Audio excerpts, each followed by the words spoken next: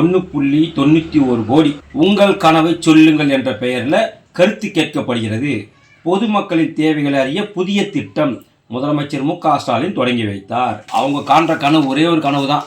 அதை உங்களால் நிறைவேற்ற முடியும், கட்டாயமாக உங்களால் நிறைவேற்ற முடியும். அது என்ன கனவுனாக்கா, எப்படியாவது தமிழகத்திலிருந்து இந்த திமுக குடும்பம் அகற்றப்பட வேண்டும், இந்த திமுக ஆட்சி அகற்றப்பட வேண்டும். இதுதான் மக்களுடைய மிகப்பெரிய கனவாக இருக்கிறது.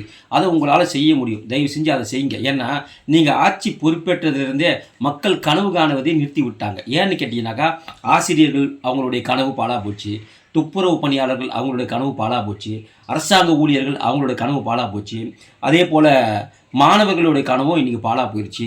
பொதுமக்கள் என்னென்னமோ கனவு கண்டாங்க. நீங்கள் ஆட்சிக்கு வந்த பிறகு உங்களுடைய வாக்குறுதியெல்லாம் மிகப்பெரிய வாக்குறுதியெல்லாம் கொடுத்தீங்க. ஐயா இந்த வாக்குறுதியெல்லாம் நிறைவேற்றிடுவார், நம்ம செல்வ செழிப்பாக நம்ம வந்துட்டு சிறப்பாக வாழ்வோம்னு நினச்சாங்க. ஆனால் இன்றைக்கி சோத்துக்கு சிங்கி அடிக்கிற நிலைமைக்கு தமிழகத்தை கொண்டு வந்துட்டு விட்டுட்டீங்க.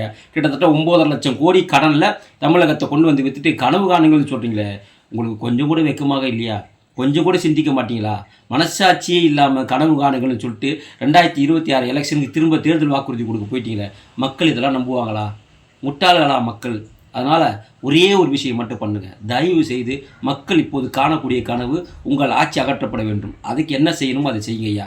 வணக்கம் ஐயா. நன்றி ஐயா.